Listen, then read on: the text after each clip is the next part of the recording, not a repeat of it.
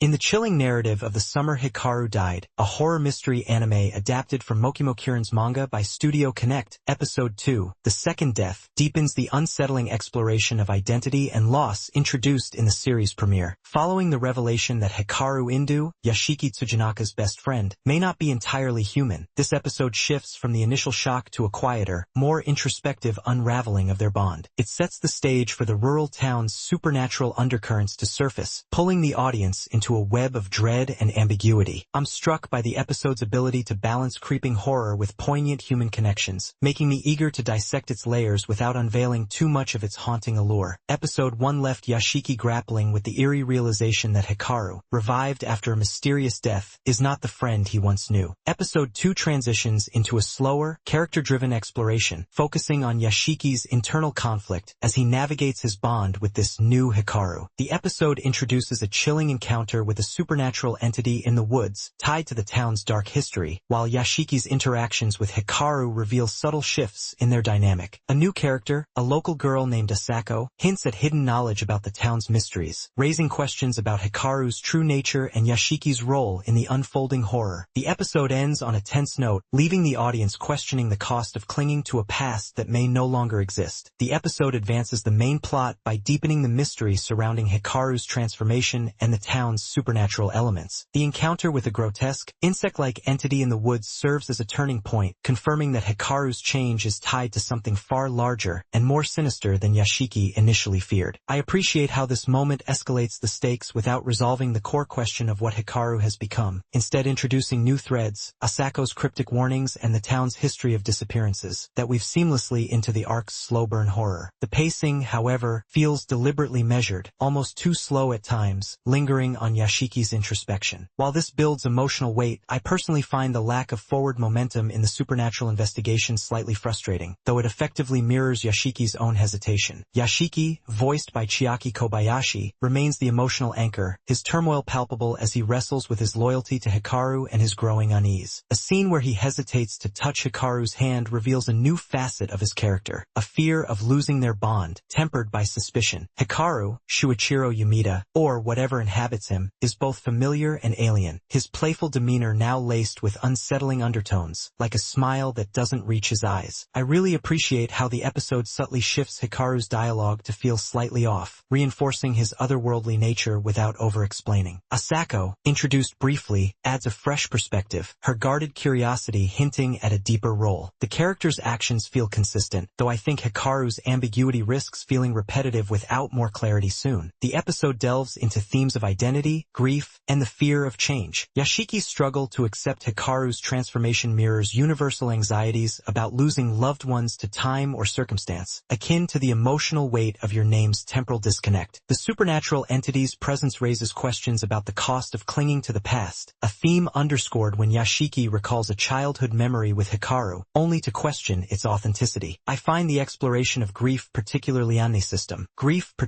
resonant, as it taps into the raw, universal experience of holding onto something or someone lost, only to confront the reality that it's gone forever. The episode uses these moments to pose haunting questions about whether we can ever truly reclaim what we've lost, or if trying to do so invites something darker into our lives. The episode enriches the world of The Summer Hikaru Died by introducing the concept of imposters, supernatural entities that mimic humans, tied to the town's history of vanishings. Asako's mention of local legends about spirits in the woods adds a layer of cultural depth, grounding the horror in a rural Japanese setting that feels both familiar and foreboding. I appreciate how the show uses these elements to build a sense of an ancient, hidden force lurking beneath the town's sleepy facade, though I'm left wanting more details about the imposter's origins, which the episode teases but doesn't fully explore. The dialogue is understated yet impactful, capturing the awkward tension between Yashiki and Hikaru with lines like Yashiki's hesitant, "You're still you, right?" A gut punch that conveys his desperation without feeling cliched. The writing excels in subtlety, letting silences and glances carry as much weight as words. However, some expository lines from Asako feel stiff, as if the script is rushing to establish her as a lorekeeper. I think the writing could lean more into the town's atmosphere to convey this information organically, but overall, it maintains a gripping balance of dread and intimacy. Studio Connect delivers fluid animation, particularly in the chilling forest encounter, where the insect-like imposter's jerky movements and grotesque design are rendered with unsettling precision. The art style remains remains faithful to the manga's stark, expressive lines, with Yashiki's wide-eyed fear and Hikaru's uncanny stillness standing out. A visually striking moment comes when the imposter's form distorts under moonlight, its limbs twisting unnaturally, a scene that's both horrifying and mesmerizing. I'm impressed by the consistency of the character designs, though some background animations, like distant trees, feel static and slightly detract from the immersion. The direction is masterful, using tight close-ups on Yashiki's trembling hands to convey his anxiety and wide shots of the forest to evoke isolation. The editing paces the supernatural encounter with a slow build, cutting between Yashiki's perspective and the creature's eerie movements, creating a suffocating tension akin to Hereditary's creeping dread. I really appreciate how the camera lingers on Hikaru's face, his expression unreadable, amplifying the ambiguity of his nature. The use of muted colors and heavy shadows enhances the oppressive mood, though I think some transitions feel abrupt, slightly disrupting the flow. The episode evokes a profound sense of unease, tinged with sadness and curiosity. The forest encounter is terrifying, its visceral horror lingering like a nightmare, while Yashiki's quiet moments with Hikaru stir a deep ache for lost connections. I'm left reflecting on the fragility of relationships and the terror of change, the episode's ambiguity prompting me to question what defines a person. The final scene, with Yashiki staring into Hikaru's unreadable eyes, is unforgettable, leaving a knot of dread and anticipation in my chest. The major philosophical lesson of episode 2 is the peril of clinging to a past that may no longer exist. Through Yashiki's struggle to accept Hikaru's transformation, the episode asks whether love and loyalty can survive when the essence of a person is altered, challenging us to confront our own resistance to change and the cost of holding on to what's gone. Within the haunting narrative of The Summer Hikaru Died, a horror mystery anime adapted from Mokumo-Kuren's manga by Studio Connect, Episode 3, The Third Death, intensifies the creeping dread of its rural setting while deepening the emotional rift between its leads. Building on Episode 2's unsettling encounter with the supernatural imposter, this episode shifts focus to the psychological toll on Yashiki Tsujanaka as he grapples with the enigma of his best friend, Hikaru Indu. The premise centers on a harrowing night that tests Yashiki's resolve, weaving supernatural horror with human fragility. I'm captivated by the episode's ability to plunge deeper into existential unease, leaving me both chilled and compelled to unravel its mysteries. Following Episode 2's chilling forest encounter, Episode 3 delves into Yashiki's growing alienation from the entity posing as Hikaru. The narrative unfolds during a stormy night, where a new supernatural threat, a grotesque, whispering figure tied to the town's dark past, emerges, forcing Yashiki and Hikaru to confront danger together. Asako, the local girl introduced previously, provides cryptic insights into the town's history, hinting at a connection between Hikaru's change and the imposters. The episode escalates with a tense ritual scene, where Yashiki's doubts about Hikaru reach a breaking point, leaving unresolved questions about trust and identity hanging in the air. Episode 3 advances the plot by intensifying the supernatural stakes and deepening the mystery of Hikaru's transformation. The introduction of a new imposter, a spectral figure with hollow eyes, marks a significant turning point, revealing the town's cyclical pattern of vanishings and replacements. I appreciate how the episode ties this threat to the broader arc, hinting that Hikaru's condition is part of a larger, ancient phenomenon. It raises fresh questions. What are the imposter's origins? Can Hikaru be saved? While leaving earlier ambiguities unresolved, maintaining the series' slow burn tension. The pacing feels deliberate, leaning heavily on atmosphere over action, which I find immersive but occasionally sluggish, particularly in the prolonged build-up to the ritual. I think a tighter focus on the supernatural investigation could have sharpened the momentum. Yashiki, Chiaki Kobayashi, remains the emotional core, his internal conflict laid bare as he oscillates between loyalty and dread. A moment where he flinches from Hikaru's touch exposes a new layer of his fear, not just of the unknown, but of losing the friend he loves. Hikaru, Shuichiro Yumida, or the entity within him, reveals a subtle shift, his once carefree demeanor now tinged with eerie detachment, especially when he casually dismisses the imposter's threat. Asako's role expands, her guarded curiosity evolving into cautious empathy, though her limited screen time restrains deeper development. I really appreciate Yashiki's nuanced portrayal, his actions consistent with his established turmoil, but I'm against the minimal growth for Hikaru, whose ambiguity risks stalling without new revelations. The episode explores themes of trust, loss, and the fragility of identity, using Yashiki's struggle to anchor its emotional weight. His refusal to fully confront Hikaru's change mirrors the human tendency to cling to familiarity, reminiscent of another's exploration of denial in the face of horror. The imposter's presence amplifies questions of authenticity. Can a loved one remain real if their essence is altered? I find this theme resonant, as it echoes universal fears of losing those closest to us to time or trauma. The ritual scene, where Yashiki hesitates to act, underscores the cost of trust, posing a haunting question about whether love can endure in the face of the unknown. The episode enriches the world by expanding on the imposters' mythology, revealing their ties to the town's spiritual history through Asako's tales of ancestral rituals. The concept of a boundary between the human and supernatural realms adds depth, suggesting a delicate balance that Hikaru's transformation may have disrupted. I'm intrigued by these hints of a broader cosmology, though I personally don't understand why the episode doesn't delve deeper into the ritual's mechanics, which could ground the horror further. The rural setting, with its stormy forests and ancient shrines, feels alive, enhancing the sense of an inescapable, haunted past. The dialogue shines in its restraint, capturing Yashiki's anguish with lines like, "If you're not him, then who am I even talking to?" A raw, unembellished plea that cuts deep. Asako's cryptic warnings, while informative, occasionally feel forced, as if the script is eager to push the lore forward. I think the writing excels in quiet moments, letting silences between Yashiki and Hikaru speak volumes, but I didn't like the occasional reliance on expository dialogue to convey the town's history. Overall, the script maintains a delicate balance of horror and emotion, avoiding cliches while sustaining the series' unsettling tone. Studio Connect's animation is hauntingly effective, particularly in the imposter's design, a writhing, skeletal figure with glowing eyes that pulses with dread. The art style, faithful to the manga's stark contrasts, captures Yashiki's anguish through subtle facial shifts, like his furrowed brow during the ritual. A standout moment is the storm-drenched shrine, where lightning illuminates the imposter's form, creating a visceral, nightmarish tableau. The animation remains fluid, though I noticed minor inconsistencies in background details, like static villagers, which slightly break immersion. I really appreciate the episode's visual consistency, which amplifies its oppressive atmosphere. The episode evokes a potent blend of dread, sadness, and curiosity. The imposter's attack is terrifying, its visceral horror lingering like a bad dream, while Yashiki's quiet moments with Hikaru stir a profound ache for a lost bond. I'm left reflecting on the fragility of trust and the pain of uncertainty, the episode's ambiguity prompting me to question what defines a person's essence. The ritual scene, with Yashiki's anguished hesitation, is unforgettable, leaving a knot of tension and anticipation in my chest. The major philosophical lesson of episode 3 is the cost of clinging to trust in the face of doubt. Through Yashiki's struggle to reconcile Hikaru's transformation with their shared past, the episode challenges us to confront whether love can endure when certainty crumbles, urging reflection on the boundaries of identity and the courage to face uncomfortable truths. Episode 3 of The Summer Hikaru Died excels in its atmospheric horror and emotional depth, using Yashiki's turmoil and the imposter's threat to deepen the series' exploration of identity and loss. Its strengths lie in its evocative visuals, subtle character work, and haunting sound design, though the sluggish pacing and occasional expository dialogue temper its impact. I appreciate how it fulfills its role in the arc, escalating the supernatural stakes while preserving ambiguity, but I think tighter pacing could elevate its tension. I didn't like the limited development for Hikaru, which risks stalling his arc, but the episode's emotional resonance outweighs these flaws. I anticipate future episodes will delve deeper into the imposter's lore and Yashiki's evolving struggle, making this a compelling, if imperfect, chapter in a gripping series.